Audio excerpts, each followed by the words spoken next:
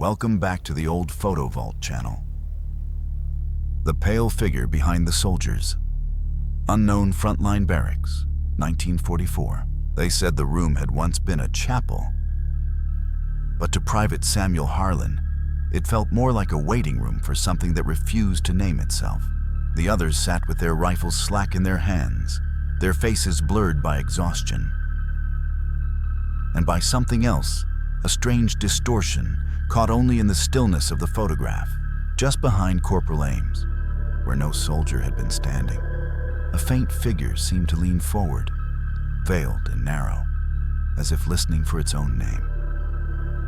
At first, Samuel assumed it was smoke, but the longer he looked, the more the shape suggested a woman in mourning.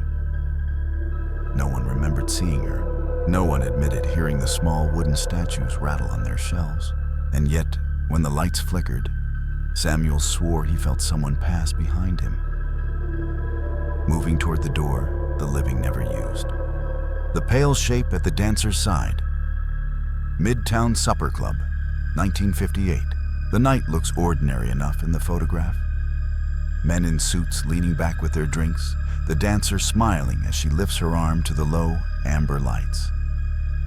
But just beside her right hip, a faint white shape clings to the edge of the frame, too tall for smoke, too smooth for a trick of the lens. It leans toward her as if listening, its outline soft and human, yet hollow where a face should be. No one in the room recalled standing there, and the dancer swore nothing brushed her that night, though she remembered a sudden chill against her ribs. When the print came back, the pale figure appeared in every exposure, always closer, as if still trying to finish the dance beside her. The skull on the soldier's chest. Western Front encampment, 1939. It looks like an ordinary moment of rough humor. Young soldiers crowding together, someone bending forward so the chalked words on his back can be read. Yet, just left of center, one man sits stiffly, hands folded on his knees, as if he alone heard something behind the photographer. On his chest, where the fabric should lie smooth, a pale shape forms. A skull, faint but sharp enough to see its hollow eyes. None of the men recalled a stain or shadow there. They remembered only the strange quiet that fell after the picture was taken. Later, when the photo was passed around camp, the skull appeared darker in each print, as though drawing breath from the living who studied it too long. The faded figure by the door. Remote farmstead porch, 1907. The man in the rocker, Elias Dorr, was known for sitting outside before dusk, letting the last light settle on his bad leg. In the photograph, he looks calm enough, hands folded, crutch balanced behind him, the long rifle resting by the door. But to the right, where the paint peels in thin curls, a pale figure seems to stand. Translucent, unfinished, as if the camera caught someone passing between breaths. Elias claimed no one else was on the porch that afternoon. He remembered only a soft pressure at his shoulder, like a child leaning close to whisper. When the photo came back, his wife asked who the visitor was. Elias simply stared at the fading shape and said he'd buried his last child 20 years before. The little girl by the graveside. Rural burial ground, 1932. The mourners stand in a loose semicircle, their shapes softened by summer haze, the pale coffin resting on boards above the raw earth. It's the sort of picture families take because someone believes they should, not because anyone wishes to remember the moment. But near the right edge, half hidden by tall grass, a small girl in a white bonnet appears. Too bright, too sharp, as if the light chose only her. No one present recalled a child standing there. The only child buried that week was the one in the box. When the print was passed around afterward, people noticed her feet didn't quite touch the ground, and the grass behind her bent as though something colder than wind had brushed through. The face above the doors. City Chapel Funeral, 1971. The pallbearers step in practiced rhythm, their suits sharp against the noon light, the coffin bright with white blooms. Nothing seems unusual at first. Grief has a way of making every moment feel already familiar. But above the chapel doors, blurred into the pale wall, a face appears, soft, enormous, watching. It isn't a trick of shadow. Its eyes seem set too deliberately, its mouth faintly open as if calling after the procession. None of the mourners remembered seeing it there, and the minister swore the plaster was smooth that morning. When the photographer developed the film, the face showed up on every frame taken near the doors, becoming clearer each time, as though it had been waiting for someone to look back. The child in the chair. Parlor of the Hemsworth house, 1911. Evelyn Hemsworth was only fixing her hair before a small gathering. The sort of quiet ritual she performed in the parlor her family had kept for 3 generations. The curtains, heavy with dust and sunlight, fell in familiar folds. The mirror held her reflection with its usual obedient stillness. But when the photograph was developed, a small figure appeared on the embroidered chair behind her. Marion, Evelyn's younger sister, who had drowned in the estate's pond 11 years earlier. Marion had been 5 at the time, fond of sitting in that very chair to watch Evelyn get ready for supper. Family lore claimed she never left the house, lingering in corners where she used to play. In the image, her feet blur into nothing, her hands folded as if waiting politely. Evelyn insisted she'd felt someone tug the hem of her skirt that morning. Lightly, the way Marion always did when she wanted her big sister to turn around. The face behind the settee, Hollis brothers' portrait, 1904. Edwin and Charles Hollis sat for the photograph at their mother's insistence, their stiff wool suits making them look older than their 16 years. The parlor was warm, the curtains drawn to mute the winter glare, and both boys insisted on sitting close, as they always had since their younger brother, Samuel, died of scarlet fever. Nothing seemed amiss until the plate was developed.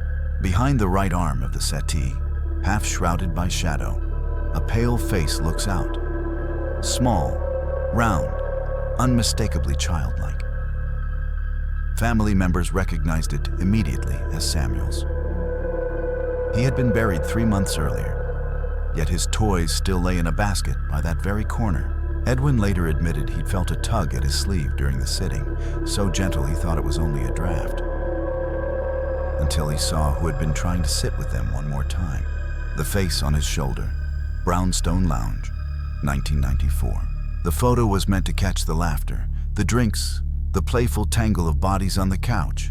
No one paid much attention to Alex. The man slumped forward with his head buried against his chest. He'd simply had too much, they all thought. But when the film came back, something rode his shoulder. A pale face, small and sharp, leaning out from behind him as though it had been resting there all night. Its features are too clear for a trick of fabric. Hollow eyes, a mouth slightly open, as if whispering into Alex's ear. He later admitted he'd felt a slow, steady weight on that shoulder, the kind that makes you think someone has leaned in to speak. Only there hadn't been anyone sitting behind him. The eyes that weren't his. Unknown daguerreotype studio, 1856. The sitter was identified only as Captain Elias Moorcourt, a retired river pilot who'd come to the studio complaining that the shadows had begun to follow him. The photographer noted nothing unusual, just an older man in a frayed coat and a hat gone out of fashion, hands steady despite his age. But when the plate developed, Elias's eyes appeared clouded, blank, as though someone else were looking out through them. Locals whispered that Elias had once pulled a drowned man from the river. Jonah Pell, a ferryman lost in a winter storm. Jonah's body was never recovered, and Elias claimed the dead man had latched onto him in the freezing dark. In the daguerreotype, beneath the soft gleam of the metal, a second face seems to press faintly through the skin of Elias's throat, as if Jonah had finally found a way to rise. The face at her feet, Stara Vodiana Homestead, 1913. They said old Lenka Bartek never liked being photographed. But the visiting ethnographer insisted. Recording everyday village life, he called it. Lenka stood stiffly in her kitchen, boots planted on the warped boards. The stove behind her still warm from the morning fire. At a glance, the picture is plain enough. Until you notice the shadow beneath her left boot. There, pressed against the floorboards, is the faint face of a child. Eyes wide, mouth open as if caught mid-breath. Locals recognized him as Marek, Lenka's son, who had slipped through thin winter ice years before. Lenka always refused to speak of him, though neighbors claimed she still set a bowl of broth near the stove for the cold one. In the photograph, Marek's features seemed to rise from the grain itself, as if he had been waiting all this time right where she last saw him fall.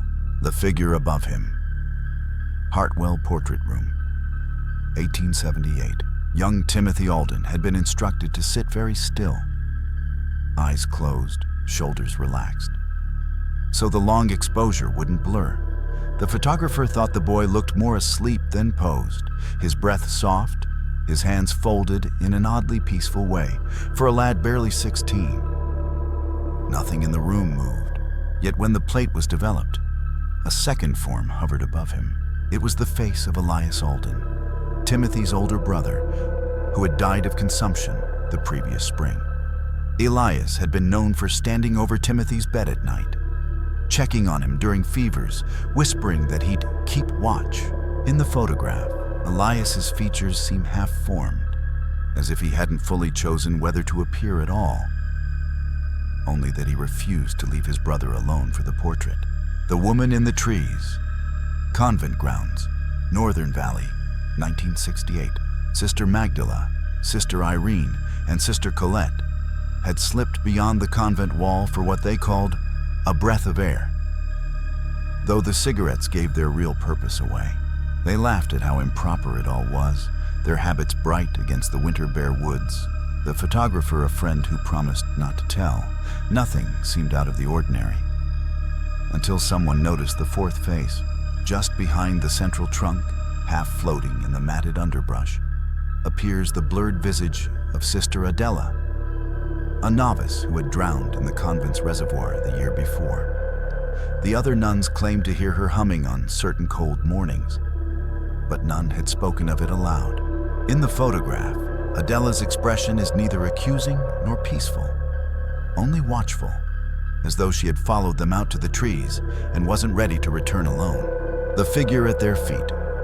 Parlor of the Hayward House, 1909. Clara and Jonas Hayward wanted a simple portrait, something to hang beside the framed likenesses of their parents on the wallpapered wall. The photographer arranged them neatly. Clara standing with a hand on her husband's shoulder, Jonas seated, both wearing the small mourning ribbons still expected after a family death. Nothing seemed wrong until the plate was developed. Near the floor, between Clara's skirt and Jonas's boots, a faint, child-sized figure rises from the grainy light. The face is small, blurred, but the Haywards recognized it instantly as Lillian, their daughter, who had died of diphtheria the previous winter. Clara insisted she had felt a brush of fabric during the sitting, as if something tiny had leaned against her leg. In the photo, Lillian's hands appear lifted, as though she had been trying to be included in the family portrait just once more. The Boy in the Passage, Old Quarry Village, 1947. The bride, Elena Marconi, later said she barely remembered stepping out of the stone doorway. Her veil caught on the lintel, her new husband Paolo steadying her as the photographer called for them to stand still. It was a narrow passage, always cool and echoing, the kind children used as a shortcut to the hillside. No one else was meant to be there that morning. Yet, at the edge of the frame, half hidden in the shadows beside the wall, the faint outline of a boy's face appears, eyes wide, mouth slack as though surprised to be seen. Villagers believed it was Luca, a shepherd's son who had vanished in the rubble after a wartime bombing. His mother often claimed she felt him slip past her in that very passage, quick as a draft. In the wedding photo, Luca looks not mournful but curious, as if wondering why he hadn't been invited to follow the living into the sunlight. The woman at the water's edge. Riverbend washing grounds. 1935. The women went to the river at dawn, as they always did. Magda, Ilsa, and Ruth hauling blankets and kettles down the worn stone steps. The air was cool, the current fast, their chatter rising above the thud of wooden paddles on wet cloth. Nothing about the morning felt unusual, but when the photograph was developed, a fourth figure appeared on the far bank. A woman in a dark dress, half faded, watching them from the reeds. Her face is blurred, but the villagers recognized the stooped posture of Annalisa Kramer, who had drowned there during spring flooding a decade earlier. Some said she still wandered the banks at twilight, searching for the shawl swept away with her. In the image, Annalisa's silhouette seems to lean forward slightly, as though listening, waiting for the living to notice she had come back to the place that kept her. The Piano Ghost. Veranda room of the Breyer estate, 1916. The Breyer family kept the veranda room for music. On warm evenings, they opened the tall windows so the notes drifted across the lawn. That afternoon, the photographer was simply documenting the furnishings. Sunlight on the stained glass, sheet music left mid-practice, the old upright polished by use. No one was supposed to be in the frame, but when the plate was developed, a translucent figure sat at the keys. A woman in a long dress, head bent as though listening for her own forgotten melody. The family recognized her outline as Anna Breyer, a cousin who had died young of fever and was said to haunt the piano she had practiced on for years. Servants claimed they still heard single notes strike themselves late at night. In the image, Anna's hands hover just above the keys, poised, patient, waiting for the living to turn the page she never finished. The figure in the birch grove. Lytton Estate Gardens, 1902. Miss Eveline Lytton had asked for a portrait among the birches, believing the pale trunks would flatter her new summer dress. The photographer arranged her on the stone steps, parasol dangling loosely, her smile polite and distant in the late afternoon shade. Nothing seemed unusual until the print returned from the darkroom. To the left, deep in the grove, a translucent form stands between the trees. A tall woman in what appears to be an older style of gown, her outline wavering like smoke. Local rumor named her Agatha Lytton, Eveline's aunt, who had vanished during a winter storm decades earlier and was said to haunt the estate's wooded paths. In the photograph, Agatha's face tilts as though studying Eveline, her posture strangely protective, like someone remembering a life she never finished walking out of the forest. The girl at the foot of the coffin. Oak Ridge Burial Hill, 1908. They said the funeral of Martha Ellery drew half the town, though no one seemed to know her well. The coffin, propped upright so mourners could see her one last time, tipped slightly in the soft earth as the photographer hurried to capture the moment. Faces blur together in the print, somber, tired, resigned. And then there is the shape near the coffin's base, faint but unmistakable. A small girl's face appears in the haze of dust and light, as though peering out from beneath the wooden panel. Older townsfolk whispered it was Annie Ellery, Martha's daughter, who had died of fever 2 winters before and been buried in an unmarked grave nearby. Martha had never recovered from the loss. In the photograph, Annie's expression is neither frightened nor lost, only intent, as if she had come to guide her mother the rest of the way. The girl following behind. May Blossom Festival, Rivermed, 1962. They were supposed to walk in sets of 3. Alice, Miriam, and Joan, drifting through the orchard with their bouquets of hawthorn and lilac, white dresses catching the sunlight like sails. A local photographer tagged along, hoping to capture something pure and pretty for the town paper. The girls never noticed anyone else on the path.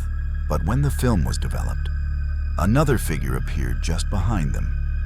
a pale girl with loose hair and empty hands, her dress blurred as though stirred by a different wind. Older residents recognized her as Elspeth Ward, a child who had drowned years earlier during a festival procession when she slipped into the river while gathering blossoms. Her name was still pinned to the memorial board in the parish hall. In the picture, Elspeth seems to move lightly, almost eagerly, walking the route she never finished, keeping pace with the living as if she had always meant to rejoin the line. And that's where tonight's journey through these haunted photographs ends. If you noticed a detail that I didn't mention, a face, a hand, a shadow, tell me in the comments. I read everyone. If this kind of quiet, creeping horror is your thing, don't forget to like this video and subscribe to the channel.